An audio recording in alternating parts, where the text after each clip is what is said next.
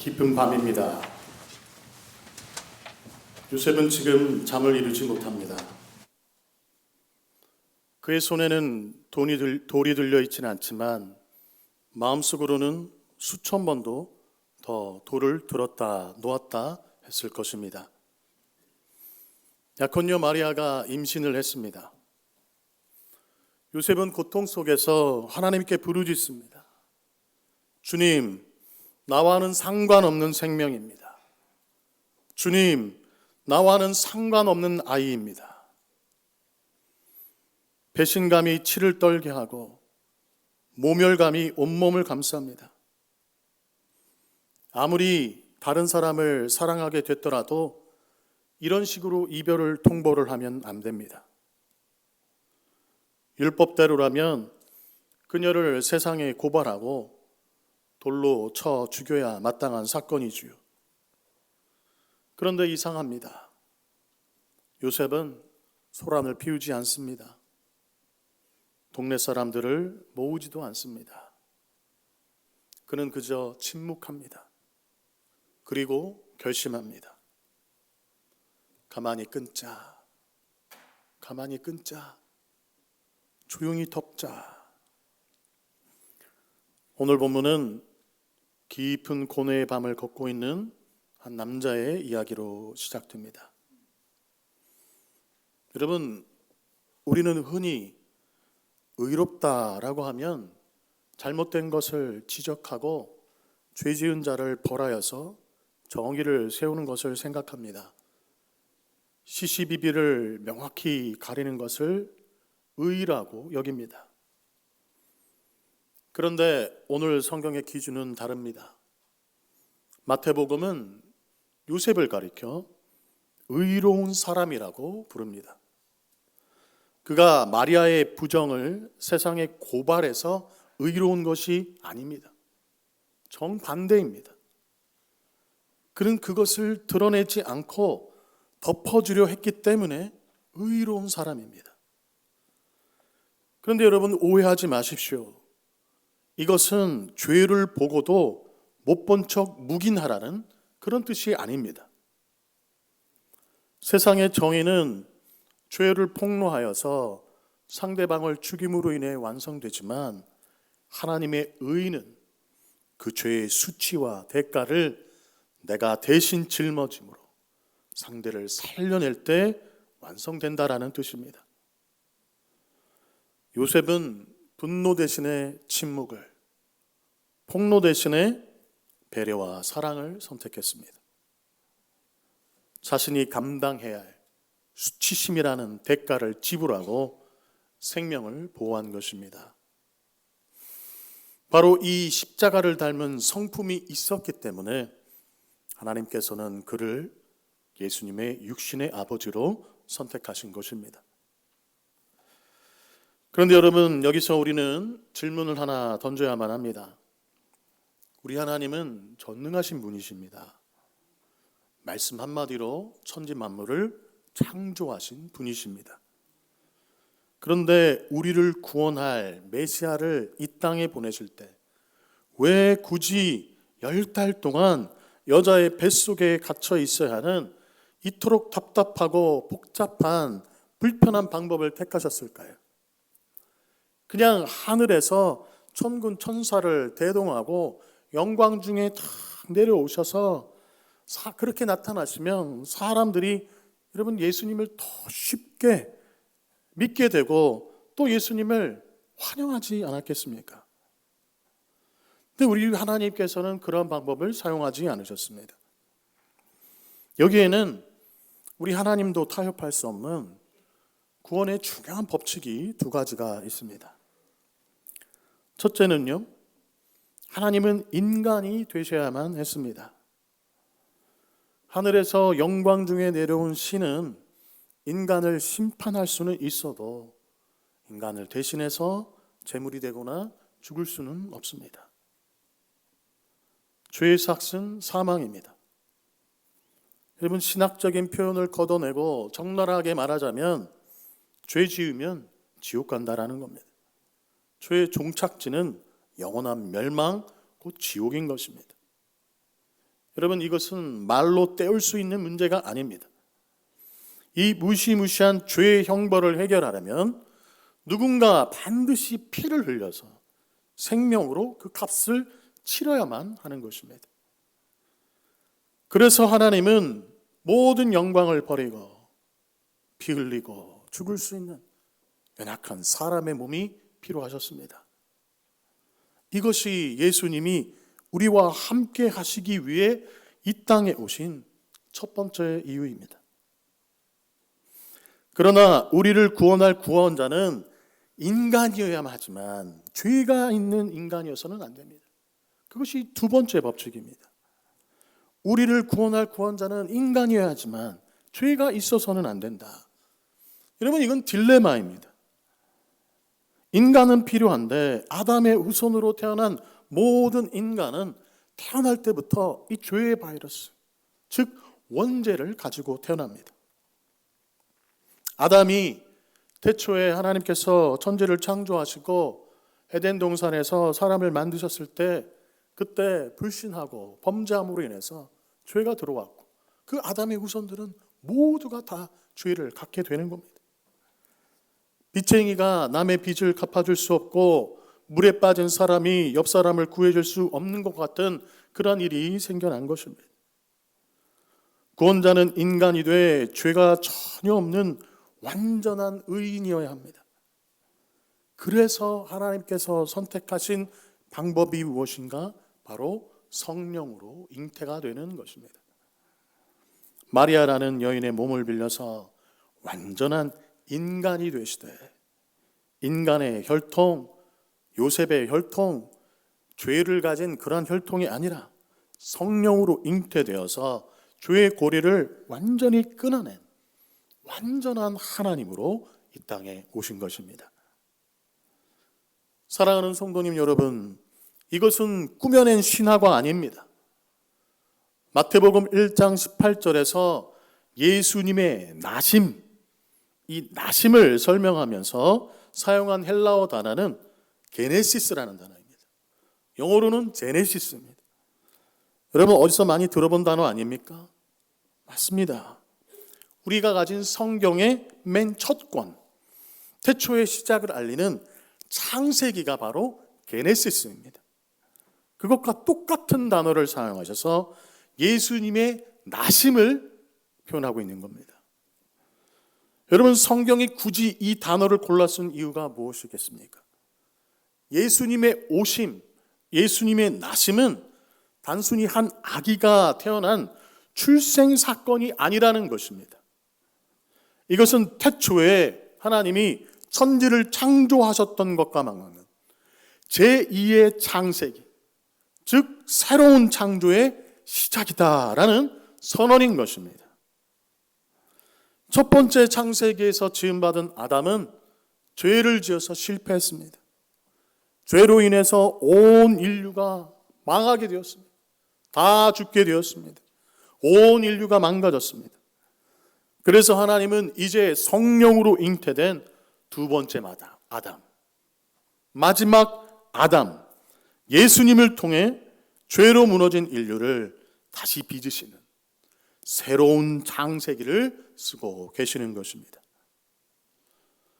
여러분, 이 얼마나 놀라운 일입니까? 우리를 구원하시고자 하는, 죽을 수밖에 없는 우리를 구원하시고자 하는, 다시금 하나님의 자녀로 하나님의 백성으로 삼으시려고 하는 하나님의 의지와 이 신비가 그저 놀라울 따름입니다. 그런데 이 엄청난 우주적 신비가 저와 여러분 그리고 온 인류를 구원하시기 위한 하나님의 이 놀라운 은혜, 이 은혜가 이 요셉이라는 한 개인에게는 아주 감당하기는 어려운 현실로 다가옵니다.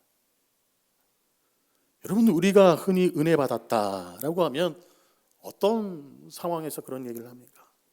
하나님께서 무언가 말씀을 주시거나 정말 은혜를 주셔서 우리 마음이 편안해지고 평안해지고 만사 형통하는 그런 것을 우리가 은혜 받았다라고 하지 않습니까?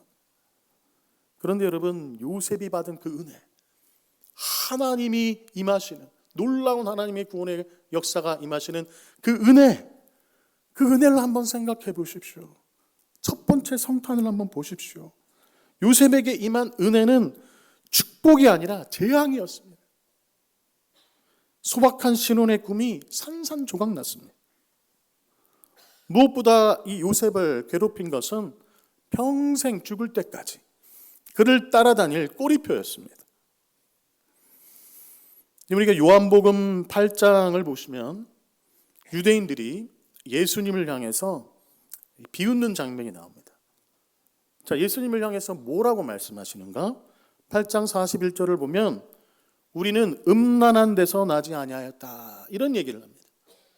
여러분, 예수님을 향해서 우리는 너처럼 음란한 데서 나지 않았다. 여러분, 이 말씀이 무슨 뜻인 줄 아십니까? 우리는 너처럼 아버지가 누군지 모르는 자식이 아니다 라는 뜻입니다. 너는 아버지가 누군지 모르잖아. 여러분, 사람들 사이에서 요셉이 아버지가 아니라 다른 누군가가 아버지다 라는 소문이 파닥에 퍼져 있었다라는 것입니다. 동네 사람들 사이에서 예수는 사생아다라는 소문이 수십 년간 파다했다. 요셉은 살아있는 동안에 그 소리를 늘 들었던 것입니다. 여러분, 요셉은 바로 이 수군거림을 견뎌야 했습니다.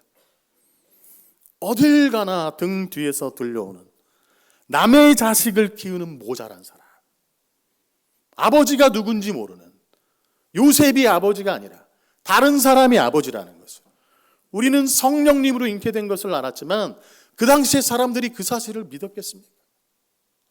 그래서 남의 자식을 키우는 저 모질이, 여러분, 그 모욕적인 시선들, 그 언사들, 그 치욕스러운 멍에를 묵묵히 짊어졌던 사람, 그 사람이 바로 요셉이었고, 그것이 요셉이 감당해야 했던, 소위 말해서 우리가 말하는 은혜의 무게였던 것입니다.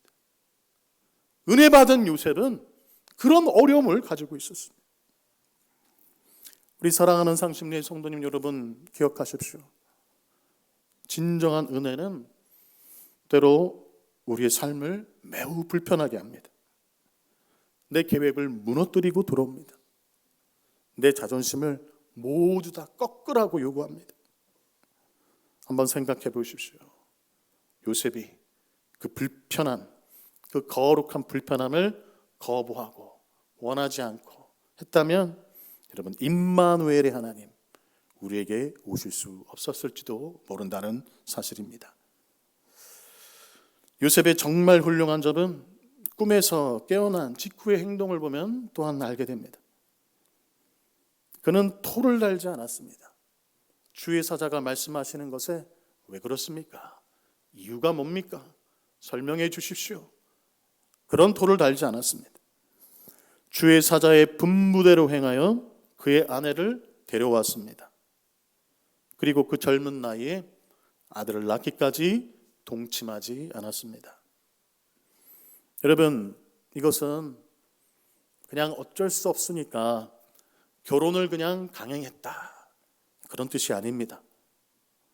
말씀드린 대로 내가 이 모든 수치와 비난을 짊어지겠다. 아버지가 내가 아니라는 그런 일들이 사람들 사이에서 막 돌고 평생 그것이 꼬리표로 나를 따라다니더라도 내가 그 수치, 그 비난들, 그 사람들의 수군거림을 다 짊어지겠다라는 결단이었던 것입니다. 결단 없이는 불가능한 행동이었습니다.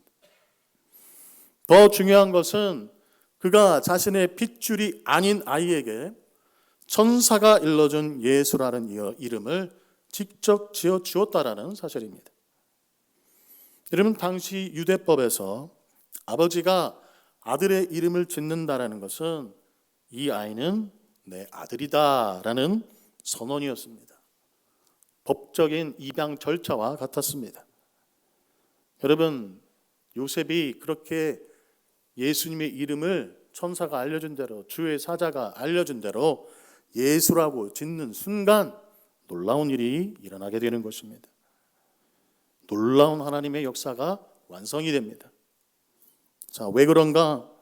우리 하나님께서는 구약의 수많은 예언을 통해서 메시아는 반드시 누구의 혈통에서 나온다고 약속하셨습니까?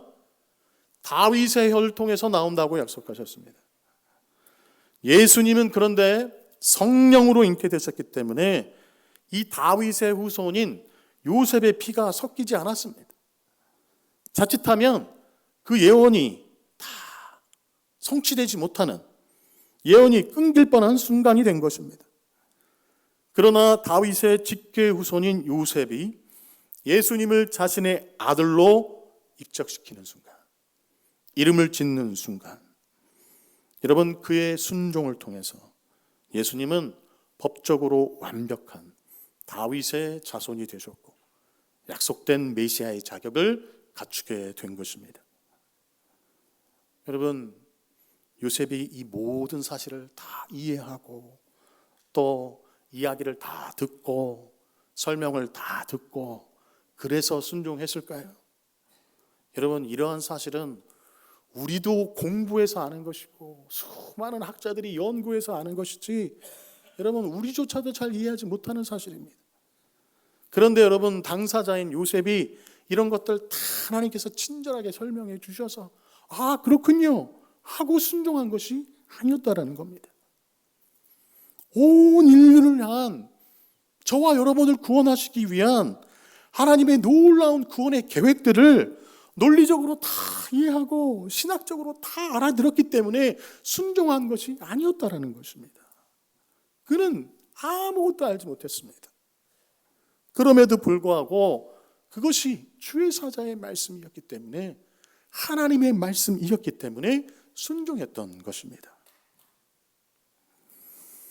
우리 사랑하는 상승리의 성도님 여러분, 하나님은 오늘도 이 시대에 요셉을 찾고 계십니다. 우리의 머리로는 다 이해할 수 없는 하나님의 그 섭리들, 그리고 하나님의 그 계획들 앞에서 내 이익을 따지던 그런 계산기들, 주판들을 다 내려놓는 사람, 성령님으로 오신 예수님을 내 삶의 주인으로 모시기 위해, 우리의 구주로 받아들이기 위해서 기꺼이 우리 삶의 불편함, 손해를 감수하는 사람, 그러한 사람을 우리 하나님께서 찾고 계십니다. 우리가 소위 말하는 감당할 수 없는 은혜, 여러분, 그 은혜가 무엇인지 아십니까? 그것은 마음이 편안해지는 위로가 아닙니다. 때로는 정말 피하고 싶은 거룩한 무게감으로 다가온다는 사실을 기억할 수 있기를 바랍니다. 우리 성도님 여러분, 우리의 일상을 한번 정직하게 돌아볼 수 있길 바랍니다. 어느 날 예배를 드리는데 마음이 무거울 때가 있습니다. 내가 이 자리에 있는 것이 맞나? 기쁘게 감당하던 사역이 짐처럼 느껴질 때도 있습니다. 사랑해야 마땅한 가정에서, 또 서로 사랑해야 마땅한 가족에서, 매일 나가는 직장에서, 혹은 스쳐 지나가는 이웃과의 관계 속에서 도망치고 싶을 만큼 마음이 어렵고 부담스러운 순간이 반드시 찾아옵니다. 여러분, 그 순간이 중요합니다. 그 부담감이 느껴질 때 불평하거나 회피하지 마십시오. 하나님의 음성을 듣고 오히려 요셉처럼 믿음으로 순종하는 우리 성도님들이 되시기를 바랍니다. 그리고 기대하십시오. 하나님 나라에 어떤 놀라운 일들이 일어나는지 똑똑히 보게 될 것입니다. 대림절과 성탄절은 촛불을 켜고 데이트하는 그런 낭만의 절기가 아닙니다. 하나님이 우리에게 주시는 거룩한 부담, 하나님이 우리에게 주시는 거룩한 불편함을 끌어안는 결단의 시간입니다. 내 상식으로 납득되지 않아도 주님이 가라 그렇게 말씀하시면 묵묵히 그 길을 가는 것, 억울해도 덮어주고 손해를 보더라도 말씀 앞에 엎드리는 것, 그때야 비로소 여러분의 고단한 삶은 하나님께서 일하시는 거룩한 현장이 되고 여러분이 묵묵히 짊어진 그 순종을 통해 막혔던 담이 허물어지고 임마누엘 주님이 우리와 함께 하시는 그 놀라운 기적이 선명하게 드러날 것입니다. 그러한 대림절, 그러한 성탄절을 맞이하시는 우리 상심리의 성도님들이 되시기를 우리 주 예수 그리스도의 이름으로 축복합니다. 기도하겠습니다.